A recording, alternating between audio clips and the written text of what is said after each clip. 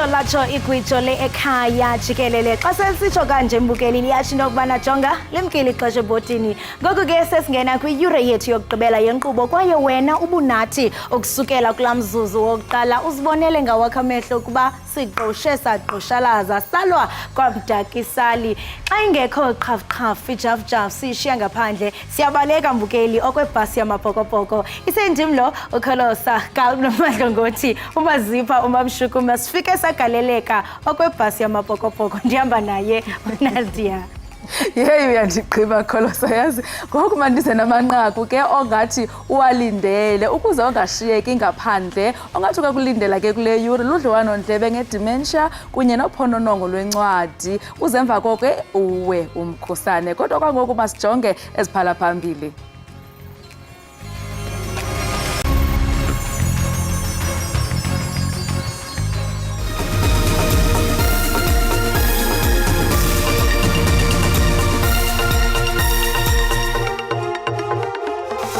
The main budget deficit has increased by 54.7 billion compared with the 2023 budget.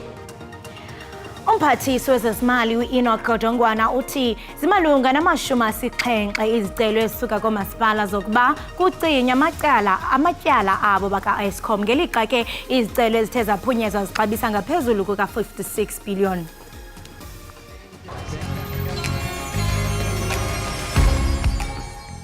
Umangiti yande baba ziveze. Listen, this is Kenan Nyatend, of course, your anointed superstar. Listen, ngisekhaya Jikelele, la kusekhaya Jikelele. Listen, from Monday to Friday, we are on and there's sports, entertainment and everything. Listen, keep on tuning in and may God bless. I love you.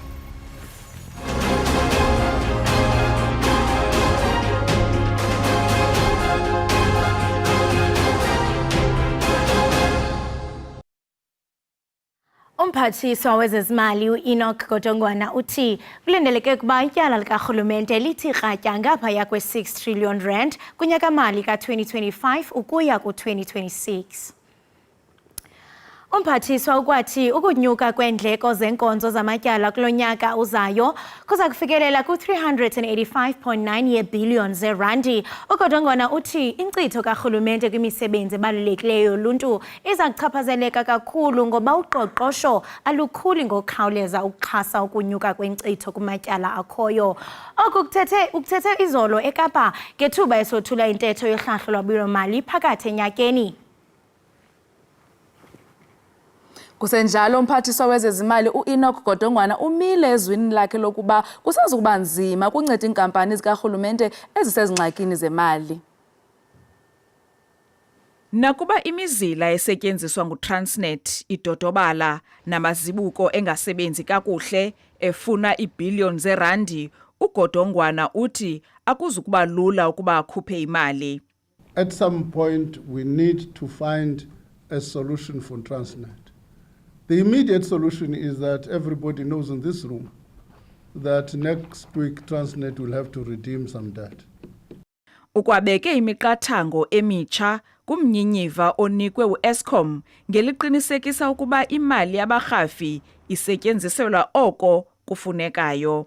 Should Eskom defy any of the conditions, the loan would not be converted into equity.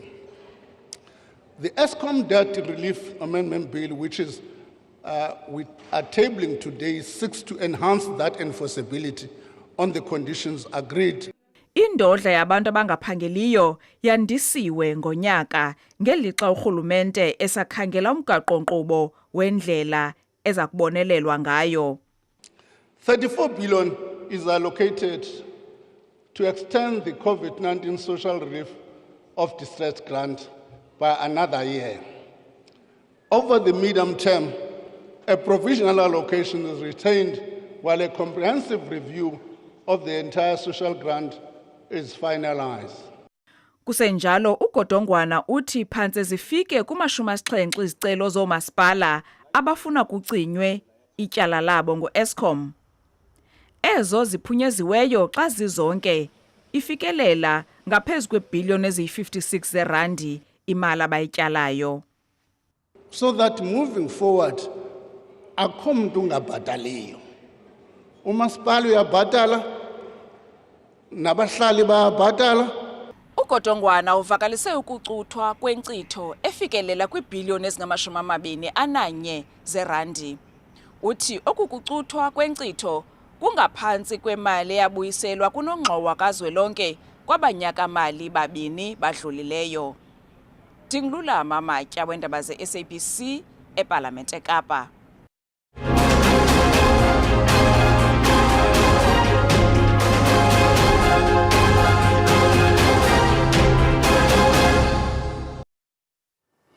U-Advocate Koleka Gcaleka uthabathe intambo njengomkhuseli woluntu omtsha kulandela ivoti yamalungu endlu yowiso-mthetho kazwelonke kwinyanga ephelileyo, nalapho kwavotelwa uGcaleka uba ibe nguye oza kungena kwesi sikhundla emva kokugxothwa kwalowo ebengumkhuseli woluntu u-Advocate Busisiwe Mkhwebane. Sekushiyeke ixesha lingaphantsi kwenyanga ngaphambi kokuba kuphele ixesha lakhe kwiofisi yomkhuseli woluntu. Ukhulumela ihhovisi likamengameli uVincent Magwenya uqinisekisile ukuthi umengameli uCyril Ramaphosa ngokomthethosisekelo nangokwesinqumo sephalamende likazwelonke useqoke u-Advocate Koleka Gcaleka njengomvikeli womphakathi iminyaka eyisikhombisa. uGcaleka-ke ube yibamba lomvikeli womphakathi kusukela ngoNhlangulana nyakenye emva kokumiswa esikhundleni kowabe engumvikeli womphakathi u-Advocate Busisiwe Mkhwebane. Ngesikhathi amalungu eshayamthetho evotela ukuqokwa kukaGcaleka ngenyanga edlule, i-ANC yameseka zisuka nje incoma imisebenzi yakhe etusekayo. Don't take away that she demonstrated a clear vision for the job. Kepha-ke iqembu eliphikisayo i-DA labona kufanele ukuthi lolu hlelo kufanele luhoxiswe ngenxa yokwentuleka kwabantu abalungele ukuqokwa kulesikhundla ngenkathi kuqhubeka inhlolokhono. Not one single candidate of the shortlisted, in our view, met all the minimum standards. uGcaleka-ke ubedinga amavoti angamaphesenti angama-60, kwathi-ke amalungu ephalamende angama-244 avotela ukuqokwa kwakhe kulesikhundla. Kusukela uMkhwebane akhonjwa indlela ngomandulo emva kombiko wekomidi eliphenya ngokulungela kwakhe ukuba sesikhundleni, manje useyilungu lephalamende le-EFF. Kanti umboniso onge-Lady Smith Black Mambazo kunye nomseki wayo uGqirha Joseph Shabalala uchongiwe kumawonga e-Oscar. Esi siqendu sibizwa ngokuba yi-Music is My Life sigxile kubomi bukaShabalala nanjengoko siqulathe udliwano-ndlebe nemifanekiso.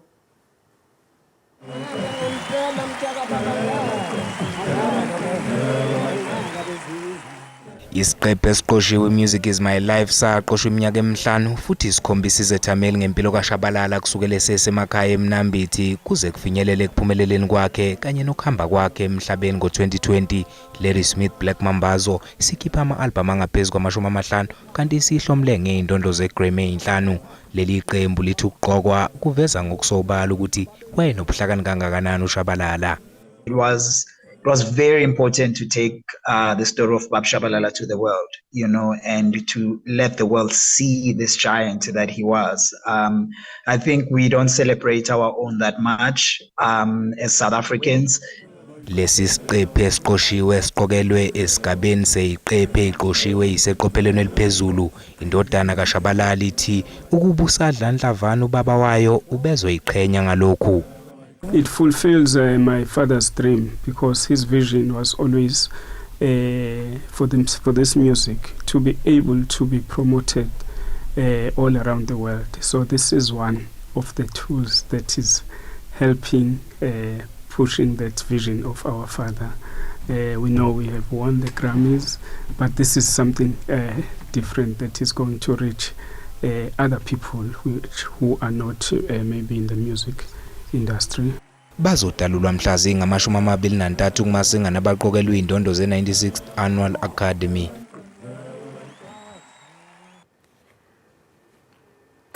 Ngenene mbukeli amaqobakazana ngalala endleleni yazi kunyembelekile njengoko sikubonisile ngaphambili ibhasi sendleleni hayi selifike yagaleleka njengokubona mbukeli into yobana iifowuni ziphandle nguqhaqha kuba kaloku afikile amabhokobhoko njengoko ubona phana kaloku nanku uSiya Kolisi iCaptain akajayivi weza wena siyababona kaloku nabo baphakathi kwabo oRasi Erasmus Olukhanyo M bakhona nabombukeli kuba kaloku bafike bagaleleka pha ePitoli. Qonda ukhumbule kaloku umbukeli into yokubana balindiwe nguye uCyril Ramaphosa kulaa nkundla bazawufikela kuyo apho kaloku umbukeli bazawunikeza ngayo intshinga. Hayi naba bevalelisa behamba luchulumanco mbukeli. World Cup 2023 ifike yagaleleka kaloku kweli loMzantsi Afrika. Ngenene mbukeli bazizo kaloku intshatsheli kuba basikhusele nebhasi ibhaliwe ithi stronger together.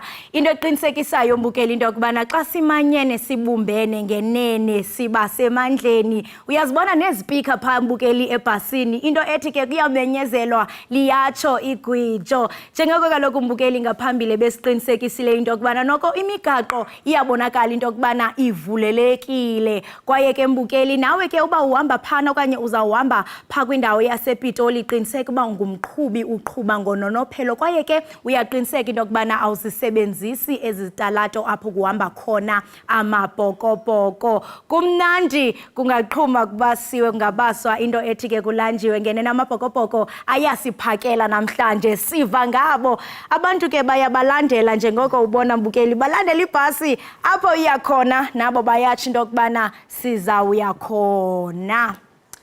Makholi izolo besibona kubhiyozwa eOR Tambo abantu bavukile kumnandi namhlanje kanti ke bavukile baya ePitoli kanti ke bazawuqhuba balandela ibhasi kuyiwe kaloku eSoweto iseyimincili imibhiyozo nakuthi silapha estudio kanti ke nentatheli zethu zixananazile zilindile pha zilinde amabhokobhoko naye ke umongameli uCyril Ramaphosa kusezaba mandi mbukeli izawubandela emini inene yimincili apha naphaya. Ewe mbukeli yimincili ngenene kanti ke kuyabonakala into yokubana bazibhengezile izitalato abazawuthi badlule kuzo kweli lasePitoli. Bayatsho into yobana bazawuqala pha eN Street bathi right bangene pha ePretoria Street pha eWesterly direction kanti ke bangene nakuGordon Street baphinde futhi mbukeli bangene kuBonnet Street baphinde futhi mbukeli bathi Park Street bade bayofikelela phakathi kaloku eUnion Buildings. Njengokubona mbukeli ke zizitalato ezithe zabhengezwa ke pha kumakhasi onxibelelwano eSpringboks abazawudlula kuzo ePitoli. Into ethi ke mbukeli kwisitalato nesitalato uzawufika benqangile abalandeli kanti ke mbukeli uyawukhumbula uqonde kaloku into yokubana bazawunikezelwa ngezatifiketi xa befikela pha eUnion Buildings. Banconywe kaloku ngomsebenzi omhle abathe bawenza bemela uMzantsi Afrika kwelalizwe lapha eFrance kanti ke mbukeli phakathi ke kwabantu esingathi into yobana babalulekile ezawuthi sibalindele njengoko ethe wasiqinisekisa uMaseko ukuba uzobe khona kaloku naye umnumzana uZizi kodwa umongameli weli uCyril Ramaphosa kweza zitulo ke mbukele besithe sazibona kuzawuhlala yena kaloku omnye uRasi Erasmus naye kaloku uSiya Kolisi. Kuhle nalapha estudio imibhiyozo mbukeli izawuqhubeka kanti ke xa besuka kweli lasePitoli ke bonakala mbukeli into yokubana bazawuya pha eBank City eSimons Street kaloku kuphana ke eJohannesburg CBD apho xa besuka ke mbukeli pha eSimon Street baye napha eNazareth Road ngayo ke intsimbi yesibini kwanamhlanje kanti ke njengokuba bona mbukeli beqhubeka behamba kulindeleke ukuba bayafika pha eUnion Building ngecala emva kwentsimbi yesithoba. Kusazoba mnandi mbukeli kanti ke iziko leSABC liza kuqhubeka likuphathela ngako konke okuqhubekayo ebudeni bemini nangale ntsimbi yesibini xa besenza kaloku bengena pha kuYan Smart Avenue pha eBramfontein. Hey ayimbukeli jonga ingathi umuntu uzawulala phandle. Kholosa ucimba abantu basePitoli bayalazi igwijo. Bebafana bayagwija ngo. Ngenene bayagwija. Ngeke babagwija. Yazibona ezaa speakers pha? Ziyatsho. Hayi ziyatsho ndiyaxelela. Ba kufika intshatsheli awo amabhokobhoko azasonwabisa sonwabe kakhulu. Indlela esasimince ngayo ngomgqibelo hayi namhlanje kuyimincili siyaxhuma kumnandi kakhulu. Siyababona ke mbukeli nabaya bebulisa abalandeli babo iyatsho ingoma phaya abantu bonwabile bochulumancile ngenene nangenyaniso kanti ke sisaphinda sixhulumane nezinye intatheli zethu lapha ekhaya eziphaka lokhu zibalindile zimaxhaphethu zizasiphakela zishushu. ngoba siziphaka ziqhuma kaloku apha endlini. Hayi siziphaka ziqhuma nakanjani kaloku mbukeli uyawuqonda ukhumbula into yokubana esi sisihlandlo sesine amabhokobhoko ephumelela ngoko ke asikwazi mbukeli into yokubana singababhiyozeli uyawuqonda ukhumbule kaloku nayo iNgilani neFrance badlala nayo kaloku iFrance South Africa yaba ngu-29 ku-28 sathi sijongile iNew Zealand yathi 11 uMzantsi Afrika wathi 12 ngoko mbukeli asikwazi into yokubana singayibhiyozeli lempumelelo yalapha eMzantsi Afrika. Ndiye ndazithanda ke wena Nadia nawe mbukeli izinto ezithe zachatshazelwa nguye uMaseko enodliwano-ndlebe nentatheli yezopolitiko umnumzana Zwandile Mbeje besithi into yobana yazi phakathi kwengxubakaxaka esijongene nazo singumzantsi Afrika naku ngoku besisandula ujonga uhlahlo lwabilo-mali olwenze lisanexhala ngapha ngucimicimi ngapha siziganeko zodushe ezingapheliyo ukubulawa kwabantu ingakumbi kwelaa phondo la KZN batshilo bathi xa sijonga ezemidlalo kweli noko siba nochulumanco siba nethemba nobumbano ubumbano into engamandla singazilibali kaloku pha eNdiya hayi iProteas hayi zize kakubi zize kakubi iProteas loo nto zisinika ithemba uyakhumbula kule veki kupheleyo uba bendinexhala ndithi eza Proteas asiziqondi kakuhle kodwa ingathi balifumene manifuthe phaa kumabhokobhoko amabhokobhoko hayi aze nayo wonke umntu siyayibona naphaa kwisoka nabo noko ngathi nabo baza emgceni baza emgceni kaloku le nto impumelelo iyosulelana xa kuthiwa kweli khaya likhaya lempumelelo uzambona kaloku u-first born eyangeneno u-second born alandele emkhendweni ngoko ke siyababona into yobana noko ke iProteas zisenzela uchulumanco phaa eNdiya kuba kaloku 190 yemitsi yinto enkulu leyo ekumele uba iyabhiyozelwa siyathemba nabo into yobana bazawufikelela phaa kwii-finals ndithi kuwe kusezawuba mnandi apha eMzantsi Afrika ngenene mbukeli yes ngenene mbukeli kusezoba mnandi apha eMzantsi Afrika bayaqhubeka mbukeli njengoko ubona bephelekwa kaloku yiyo iMetropolis kanti ke mbukeli ndiyathanda into yobana ndikhumbuze ukuba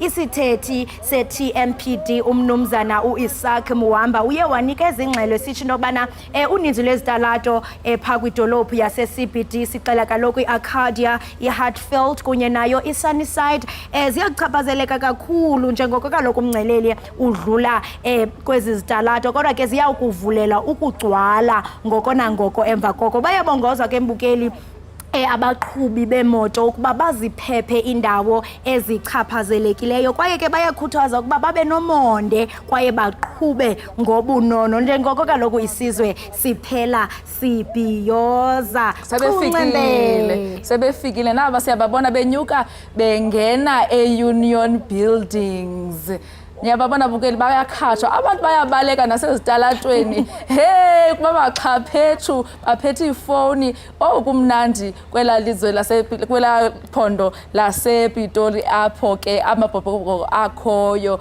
Makholi bendithi mna masibakhawulela apha eSimon Street xa siphuma nakanjani kaloku siyogwija phaa bayasidinga and ke mna ke ndiyakwazi ucula nje into yam khawenza uzawuhlabelela phaa khawuqale ngoku kaloku uthi uba zizojika izinto thula mntana wena ukhalelani thula mntana wena ukhalelani thula mntana wena ukhalelani sabe sisho kaloku 2 o'clock mbukeli sikhumbuza into yobana phaa eSimon Street kweli laseBramfontein bazawufika bagaleleke njengokubona mbukeli ngumngcelele ngumbono omxesibe kumnandi kuya phaa into endiyithandayo kukuba ngenene umnumzana uIsaac xa ithe waqinisekisa into yobana noko indlela zizawuvuleka yinto siyibonayo kuyabonakala into yobana namaqhubi baye bawulandela lo mthetho basebenzisa ke nezinye iindlela mbukeli amaqela amabhokobhoko azaqalisa kaloku ibhasi yawo evulelekileyo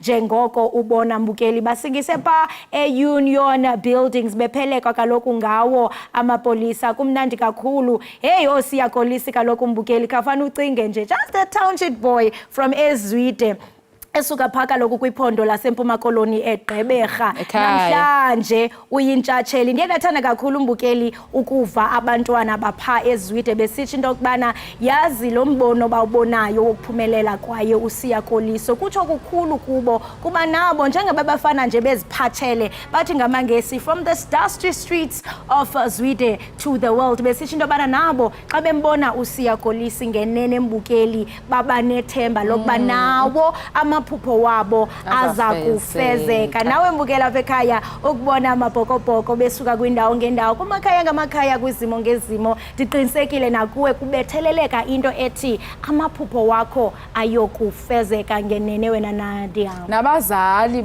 I'm sure ngoku bayakhuthaza abantwana babo into yobana baqinise apha ekudlaleni isport, badlala ibhola yombhoxo, badlala iqakamba, badlala isoka ngoba bayayibona uba impumelelo inene ikhona, ayiyonkcitha yexesha yonke lena. Ngoko ke siyanikhuthaza nani bethuna emakhaya ukuba nibakhuthaza abantwana, ningathi xa besithi hayi mama ndisayodlala irugby uthi hayi uzawuthini apho, uzawubuya ebusuku okanye uzawuthini. Niyayibona bethuna uba ikhona inzuzo ekudlaleni ibhola okanye ekudlaleni isport nje. Abazali mabakhuthaza abantwana, abantwana bakhuthazeke. Usiyeke ndiyafuna ukuthi uba ngumkhaya wami kaloku nam ndingowaseGqeberha, so ke eziGqeberha hayi ndiyasikela umntu wasekhaya.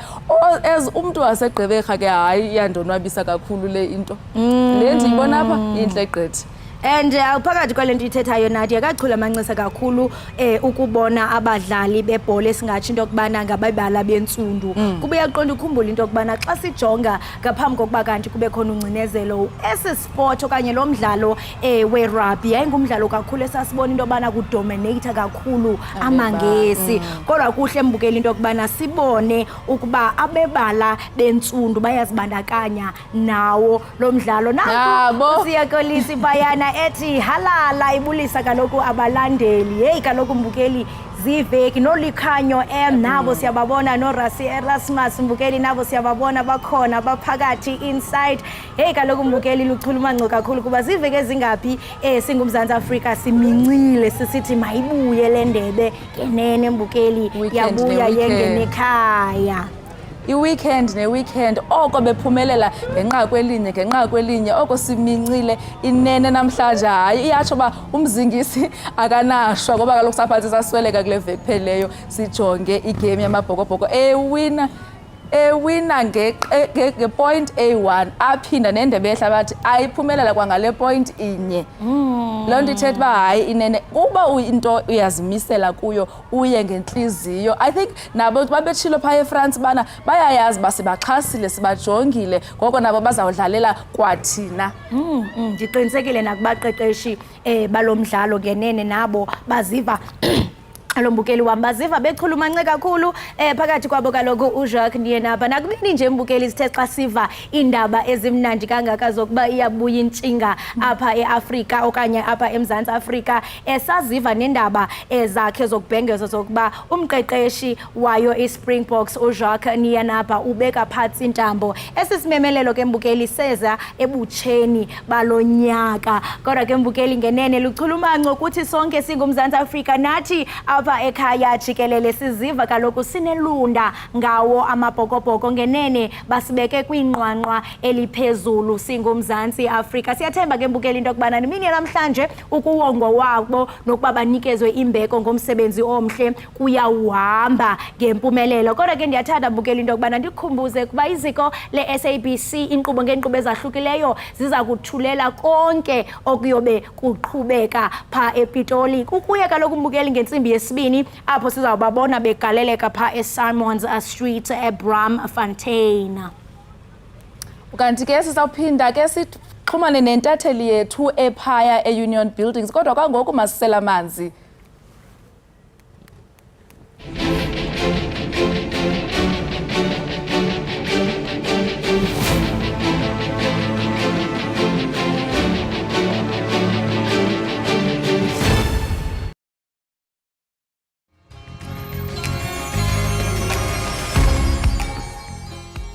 siphinde sikwamkele kwakhona usabukele inkqubo yakho oyithandayo iEkhaya Jikelele. Ukanti ke ngoku singena kwezempilo. Isifo sengqondo esixhalabisayo sesinye sezizathu eziphambili zokukhubazeka kubantu abadala kwaye samkelwa njengento ephambili kwimpilo yoluntu ngombutho wezempilo wehlabathi. Ukulandela ivideo yeTikTok eyasasaza kumajelo eendaba ezentlalo ebonisa ibhinqa elalibonakala lilahlekile kwaye liphazamisekile engqondweni kwicandelo lethu lezempilo, namhlanje sichaza imbono ephosakeleyo malunga nokuphazamiseka kwengqondo kunye noDr Prudence Buthelezi. Gqirha Buthelezi, masikwamkele enkqubeni. Ngibonge kakhulu, ngibingelele nakubabukeli emakhaya. Enkosi kakhulu. Gqirha Buthelezi, namhlanje sithetha ngedementia. Ungaqala usichazele ubana yintoni idementia kwaye zeziphi ezinye izizathu zayo?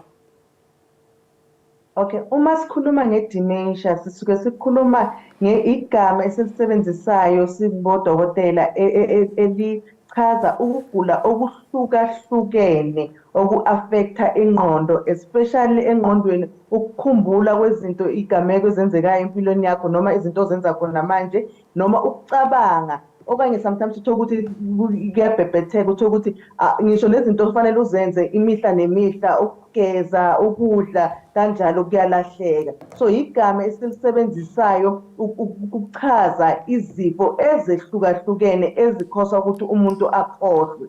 So idementia ihlukaniswe kawu-4, kuna-4 types. Khona lokho sikubiza ukuthi Alzheimer's disease, kube khona i-vascular disease, vascular dementia, kube khona ukuthi kube le esibiza ukuthi frontal temporal dementia, bese kuba khona ke i-Lewy bodies dementia. So ihlukahlukane kanjalo. Doc, xa sijonga umuntu mhlambi ziba khona iimpawu ezichazayo ubana hleze abe nesi sifo? Yes, kukhona impawu okungazibona ukuthi mhlawumbe asiqale ngokuthi yini imbangela yayo idementia. Kuyenzeka kakhulu ukuthi idementia ikhoswa ukuthi i-age. Njengoba sibonile lo makhulu obeshaywa laphana ukuthi from the ages of 65 years ukuya phezulu, especially 70% yabantu baba ku the ages of 75 years. So i-age yethu masikhula kuba ne-high risk kakhulu ukuthi singagcina sibe nayo idementia. Ezinye izifo esifana nesifo se-high blood, isifo soshukela, siyayenza ukuthi ungaba ne-risk yokuthi ube nayo idementia. Kwesinye isikhathi futhi ukunatha kakhulu utshwala, ubheme ligwayi, kanti futhi ungazikhiphi active, ungazivocavoci, unga-exercise, ube umkhulu ngomtimba, kuyayenza ukuthi ube ku-high risk yokuthi ungagcina soba nayo idementia. Uyabona sometimes kuyenzeka ukuthi uma ukhuluma uthi konje bengikhuluma ngani, ukhohlwe nje inkulumo okukhuluma ngayo. Kuyenzeka ukuthi sometimes isikhohlwe ukuthi ikhiya bengizibeke kuphi, iphesi yami bengiyibeke kuphi. Kepha mase kuba worse to such an extent ukuthi sengikhohlwa lapho engilala khona ikamera lami, sengikhohlwa ngisho i-toilet ukuthi likuphi, sengikhohlwa ngisho abantwana bami amagama abo, or sengikhohlwa ngisho ukuthi namhlanje ngidlile or angikakadli, ngigcokile angikakagcoki, angisaziboni noma ngigcokile. Lapho sekuyi-worse kakhulu-ke. So iqala kancinci kancinci iya iba worse ngekwexesha. Yes. Ngomphi mhlambi unobangela esinothi ngaphandle kwezinto osuzibalulileyo, ngomphi omnye unobangela kwaye ingaba mhlambi idementia ichaphazela abantu abadala kuphela okanye mhlambi neentanga zami ezi zingayifumana idementia? Ichaphazela abantu abadala njengoba especially ucwaningo lukhombise kakhulu e-US ukuthi about 65 million yabantu abanayo is only above 65 years of age. So uma ungale kwa 65 years, uma ula kubo 30, 25, cha akuvamisanga ukuthi ibe khona idementia. So it's about age, ukukhula kwethu, ngoba the more sikhula le ngqondo yethu kuba nalento esibiza ukuthi atrophy, iyashrinka ngesize. Uthola ukuthi uma ishrinka ngesize bese lama neurons noma ama-cells wakubrain ayafa and then angasebenzi kahle-ke, bese kuba yilokho kubangela khona ukuthi sibe ne-dementia. Kodwa sisho ukuthi wonke umuntu makakhula abana 65 years uyoba nayo i-dementia. Kuba yilabo nalabo abachaphazelekayo ukuthi bagcine banayo i-dementia. Doc, esi sifo kwezinye indawo kudla ngokuyalamaliswa nobugqwirha. Singenza njani mhlambi ukukhulisa ufundisa uluntu ngesi sifo sedementia ba ayiyontakatho kodwa sisifo esi-affecta ingqondo? kufanele sonke esingabantu odokotela baphumele kuma-media njengoba nani nenzile kushow yenu ukuthi sinisibize namhlanje ukuthi sizochaza ngedementia ngoba vele especially thina bebala elimnyama sivamisile kakhulu bayashiswa bogogo. Ngikhumbula ngo-2021 khona lapho i-article engabhala khona ngoba kunogogo owayeshisiwe ngoba njengoba ngisho ukuthi i-affecta ingqondo ungazi ukuthi kusemini kusebusuku ungazi nokuthi sengiphumelele ngaphandle noma kwenzakalani. So esikhathini esiningi uthola ukuthi abantu bebala lethu elimnyama uma sibona abogogo bethu bene-dementia sivamise kakhulu ukuthi associate lokho nokuthi bayathakatha uphume ebusuku ugibele kanjani phekwendlu izinto ezinjalo bese kuthola ukuthi sebeyashiswa kanjalo. Kanti uma siphumela obala siya kuma-media ngokuhlukahlukana ko-Facebook ko-Instagram sifundisa ngakho lokhu ukuthi khona into esibiza ngokuthi dementia and uma ngabe une-dementia ungancedakala kanjani. Ama-psychiatrist ethu akhona nama-psychologist ethu akhona ukuthi akwazi ukukunceda ukuthi kuyimiphi i-treatment mhlawumbe engakunceda and yiziphi izinto ofanele uzisebenzise ukusiza loyo wakho womndeni one-dementia ngoba kuyabathikameza kakhulu abantu abahlala nabazali abane-dementia ngoba umzali wakho sowuthathwa lapho elokishini ukuthi uyathakatha. So kuyaba-affecta nabo emotionally and psychologically. Njengoba busutshilo ba i-dementia le ihluke kane, ingaba zonke ezindlela ze-dementia ziyakwazi ukunyangeka okanye mhlawumbe ikhona enganyangekiyo? Unfortunately, i-dementia ayikho curable. Ayikho into esingayicura ngayo i-dementia. Njengoba ngichaza ukuthi it's about age uma sikhula angeke usizivikele sonke ukuthi sihlale singakhulu. Sonke siyakhula, sonke sogcina siba nabo 65, sonke sogcina siba nabo 75 years old. Uma singabe sifika kuleyo age kwenzeka ukuthi si-affectwa i-dementia ayikho indlela esingayivikela ngayo. So into ebalulekile ukuthi uma le nhlobo eziwu-4 akukho preventable ukuthi ungangabi nayo i-dementia. So indlela ongazinceda ngayo-ke wena ukuthi uma ngabe usu-affected by dementia and especially nina bomndeni niyambona lo muntu ukuthi uba worse, hambani kubodokotela. Kukhona at least amaphilisi njengoba ayikho curable kepha kukhona i-treatment esingayipha njengoba ngisho ukuthi ingabangwa yizifo ezifana noshukela no-high blood. So uma uthola leyo treatment leyo and then bese kuba khona ama-cholinesterase inhibitors i-treatment esizamayo ukugwema impawu noma ama-symptoms wayi-dementia. So uma nivakashela kubodokotela kukhona usizo oluncane elingazithola kubona. Abantu ke abasebenza okanye abahlala mandithi mhlawumbe umuntu uhlala nomzali wakhe uyazibona impawu ze-dementia ungacebisa uba aqale ngaphi? Okokuqala ungaqala ekliniki ohlala eduze kwayo and then bazokwazi ukukuriferela esibhedlela esikhulu and then ibhedlela enkulu yilapho uzothola khona oma-psychiatrist nama-psychologist ethu. Njengoba ngisho ukuthi lento i-affecta ngisho wena omnakekelayo lo muntu ngoba nawe usithola ukuthi awuzwisisi ukuthi kwenzakalani ngomama sekwenzakalani ngoba especially uthola ukuthi uyakhohlwa ukukhohlwa ngisho igama lakho kunga-affecta kakhulu ukuthi umama kanjani akhohlwe igama lami. So kubalulekile-ke ukuthi nawe u-attende ama-psychologist. So ayatholakala lapha ey'bhedlela ama-psychologist noma sika-government noma kuma-private but hambani nicale ekliniki. So manisuke ekliniki bazokwazi ukunireferela ey'bhedlela ezinkulu. Bakhona ke nabathi hayi asizoya thina ekliniki ngoba bakholelwa uba esi sifo sengqondo njengoba besesitshilo ekuqaleni sinxinyaniswa nobuthakathi bathi hayi sizawuya emagqirheni siyofuna amakhambi emvelo. Ungathini kubo ubacebise? Sesichazile kabanzi ukuthi yini ekhosa i-dementia. So uma ngabe nizoya enyangeni uthola ukuthi niyaya nasenyangeni leyo lapho nizama khona usizo kodwa alitholakala usizo. Ukugcina kwenu kufanele nigcine niyile kubodokotela. Njengoba ngisho ukuthi at least kunamaphilisi abazoninikeza wona azokwazi ukudambisa konke ama-cognitive behavior wakhe abazonceda lapha nalaphayana and futhi abazokwazi ukukufundisa wena ngoba noma ungaya enyangeni angeke ikwazi ukukufundisa wena ukuthi manje umnakekela kanjani umuntu one-dementia. Kepha ama-psychologist nama-psychiatrist yibo abazokwazi ukukunceda wena futhi onakekela lo muntu ogulwa i-dementia. Kanti futhi njengoba sengichazile ukuthi kunamaphilisi abangamnikeza wona angakwazi ukudambisa impawu. So nihambe niye kubodokotela. So namhlanje silana ukuxwayisa ukuthi i-dementia ikhona and uma ngabe umuntu affected ngayo kufanele nisukume niye emtholampilo nobonana nodokotela nizokwazi ukuthola usizo ngendlela elidingeka ngakhona kumuntu osafara from dementia. Hayi nene kunjalo. Doc, ingaba ikhona mhlambi indawo kahulumente ebonelela ngabantu abane dementia uba mhlambi ndithi hayi mna ndiyaphangela ndizokwazi uhlala endlini ndinakekele umzali wami one dementia. Isikhona mhlambi isibonelelo sikahulumente indawo abagcinwa kuyo? Zikhona indawo zikahulumeni uma ungena lapha ku-Google ningazifuna though azikho ukuthi zika-government zi-free. Most of the time uthola ukuthi ama-NPO, ama-NGO and uthola ukuthi ayabiza sometimes uhamba bo-24,000 40,000 kepha uma uhamba uya ugulisha laphana uzozithola indawo lapho ongasizakala khona especially uma ngabe uyasebenza and awukwazi ukuthi ungahlala nalowo muntu loyo. So zikhona indawo ezinjalo ezingakwazi ukuhlala nomuntu one-dementia bakugcinele yena while wena usebenza. Ungathini ke kubabukeli ubakhuthaza nje mhlambi kukho umuntu obukeleyo ngoku ekhaya othi hayi nami ndivile ulwazi kodwa ke undivile bafuneka ndiye ezikliniki ndiyofumana amayeza nento ezithile, ungathini nje ukumkhuthaza ba ayiphakamele le meko?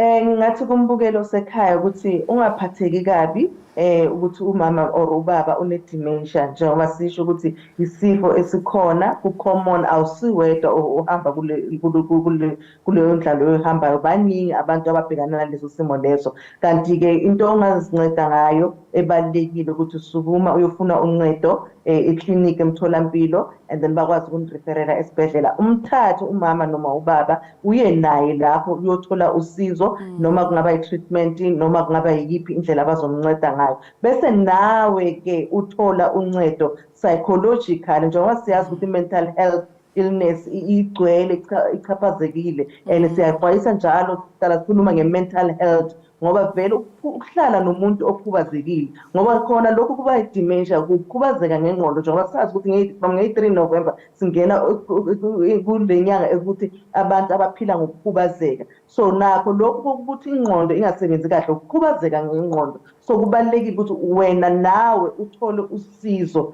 psychological ukuthi ngimnakekele kanjani ngicine kanjani ube ne-fortitude mind ukuthi ngikwazi ukulokhu ngiqhubeka ngimnakekela lo muntu wakithi noma umama wami noma ubaba wami elokhu enjalo ene-dementia kepha nami ngibe ngi-strong ukuthi ngimnakekela ngazo zonke iy'nkathi kanti ngihlale nginothando for yena ngoba uma ungazinakekeli wena uyogcina ugula wena. Uphelelwa inhliziyo ngoba kaloku lo mthwalo noko unzima. Doc, masibulele kakhulu ngexesha lakho nokusazisa kabanzi kaloku ngesifo sengqondo esichaphazele abantu abaninzi apha eMzantsi Afrika. Enkosi kakhulu. Ngibonga kakhulu kuwemsakazini nakuba abalaleli emakhaya. Ke lowo ke mbukeli ibingugqirha uPrudence Buthelezi esichazela kabanzi ngesifo sengqondo i-dementia. Inkosi ngokuhlala nathi usabukela inkqubo yakho ekhaya jikelele.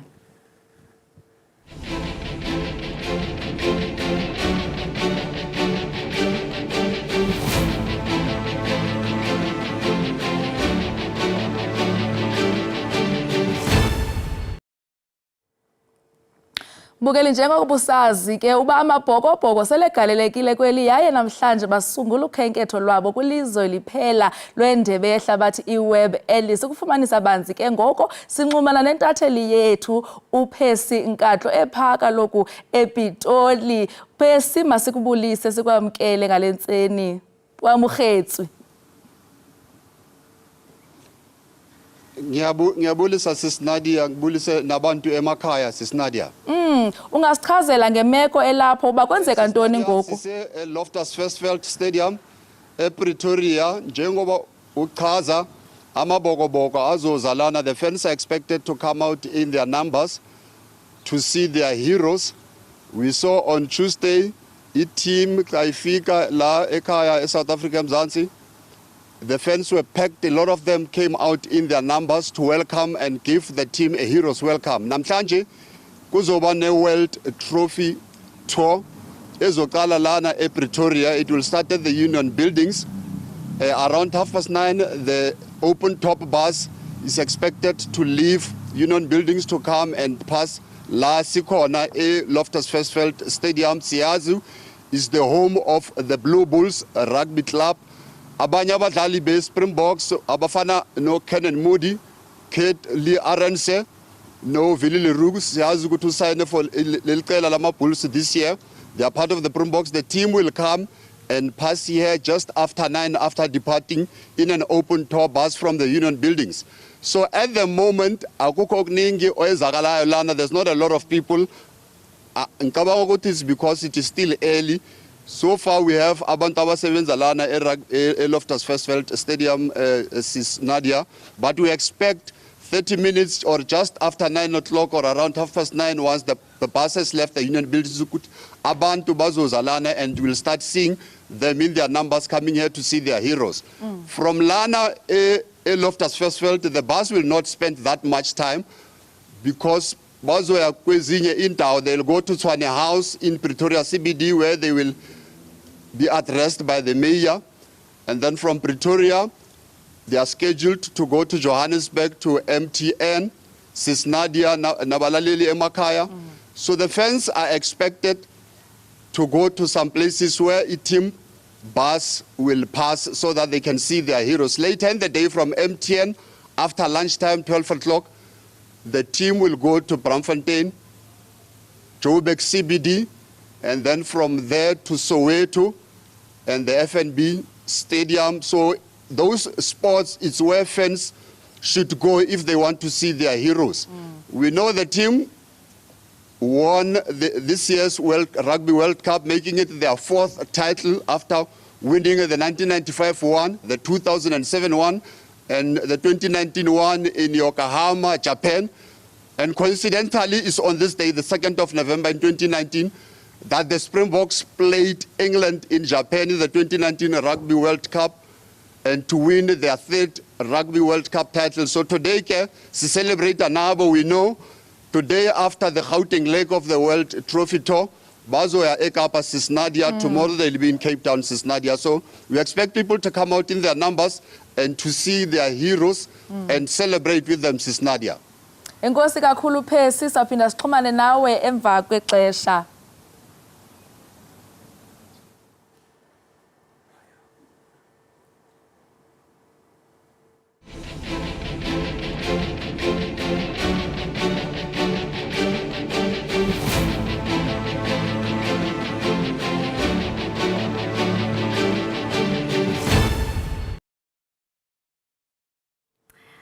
Ewe, bagalelekile abafikanga bagalelekile amabhokobhoko apha e-Union Buildings kaloku bayodibana nomongameli uCyril Ramaphosa. Bahamba nayo ke indebe.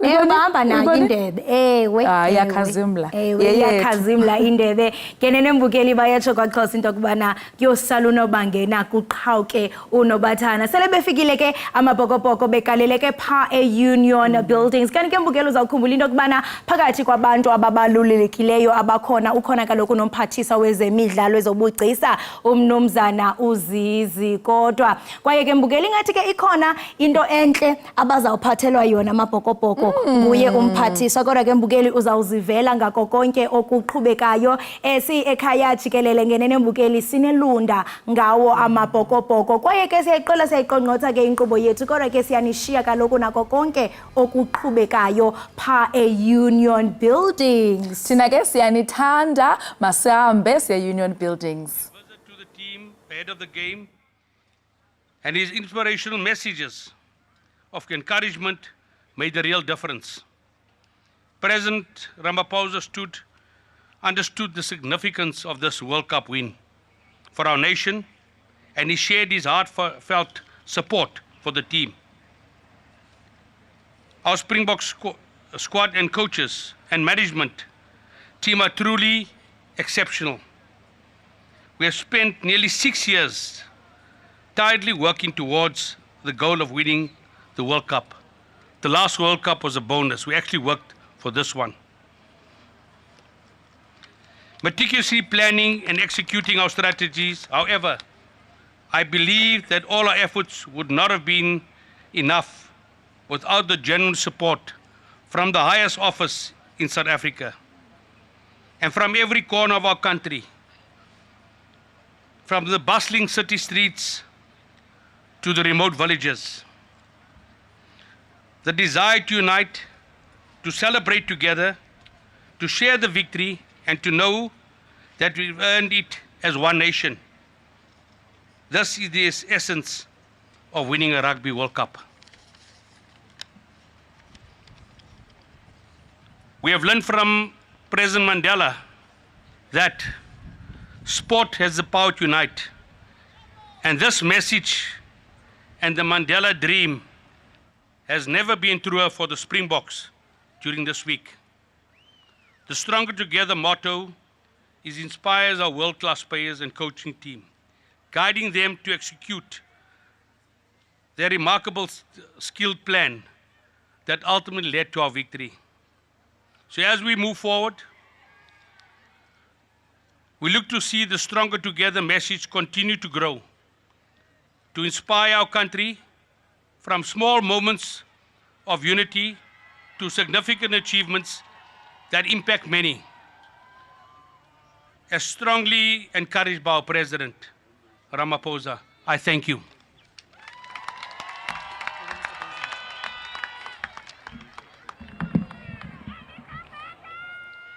Mr. President, I would like to introduce the two following speakers with these few remarks. Somebody who's not here, Rassie Erasmus. In 2019, Rassie appointed Tanda Kolisi as a captain. That decision by Rassie invited a lot of criticism of his decision, but he stood firm. History be the judge. He appointed and assembled the most diverse Springbok squad in 2019. He was criticized. His decision, he stood by it. History be the judge. That decision brought us a World Cup in 2019. It was Rassie, among others, who influenced the appointment of Jack Ninava, our coach. Jack, at that time, was a mere physio. He was criticized again, Rassie, for appointing somebody who has no experience of coaching. History be the judge. Jack has brought us a World Cup. We want to thank you, Rassie, and your leadership. May I invite you, Coach Ninava, to come on stage.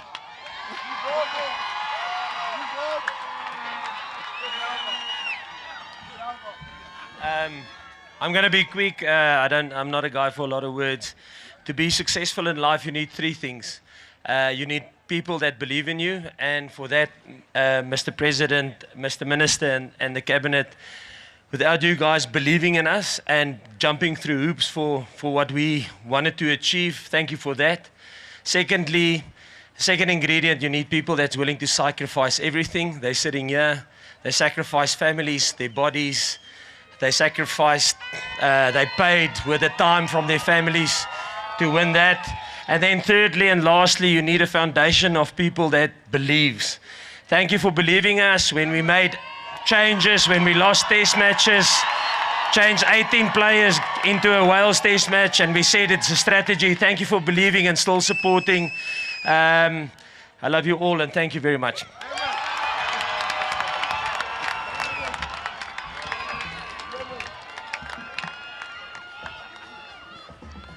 Jacques, I know you did announce in public that you'll be leaving, but I can tell you, nobody leaves a Springbok if he was part of the family of Springboks.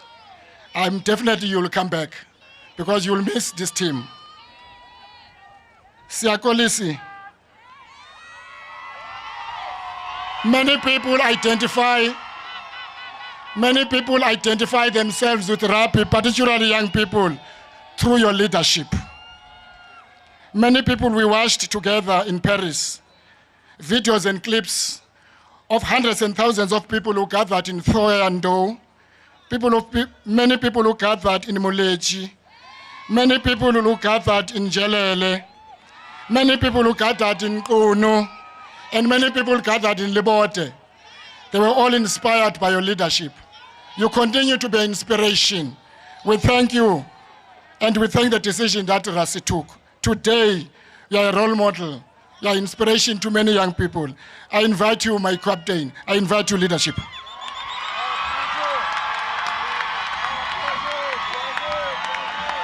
Thank you. Thank you. Thank you. Tango. Ngosi, Mr. Minister.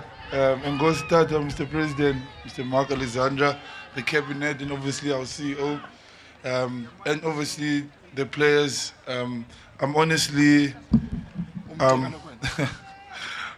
lost of words, but yeah, on what you said now on the leadership, I must be honest. This whole group is full of leaders, and I think, honestly, I only play a small part, and there's no ways I could achieve what I achieved without the guys with me. The experienced guys like Dwayne, Eben, Andre, all of these guys have helped me in the leadership part. And yeah, on behalf of the team, we just want to say thank you to the cabinet, Mr. President, for your support. It really, we could feel for you to come all the way to come and see the team and give us a few words. It was special to us and the team. And most importantly, the people of South Africa.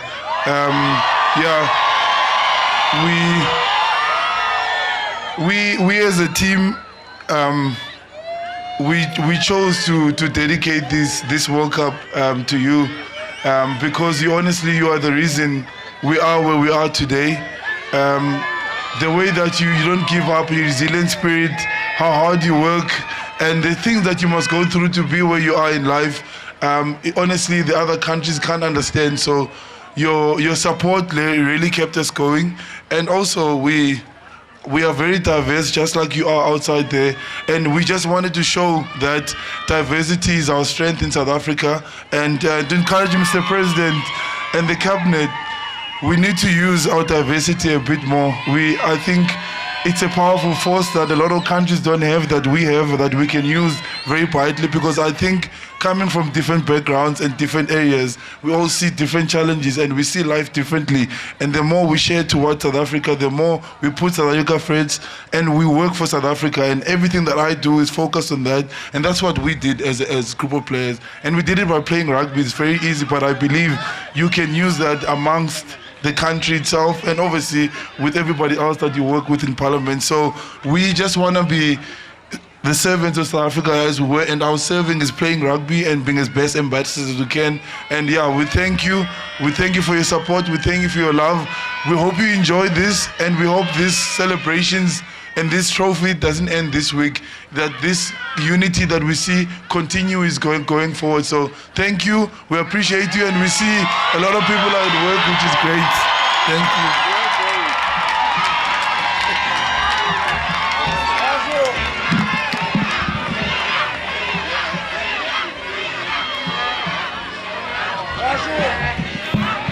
Thank you, Sia. Thank you very much for the kind words. Mr. President, former President Nelson Mandela identified Springbok as a symbol of national unity and identified rugby as a symbol of reconciliation. He identified sport as a symbol of national identity, sport as a symbol of national unity. The Springbok win has demonstrated the unique power of sport in building a nation. Mr. President, it is my honor and privilege, as I hereby do, invite you, Mr. President.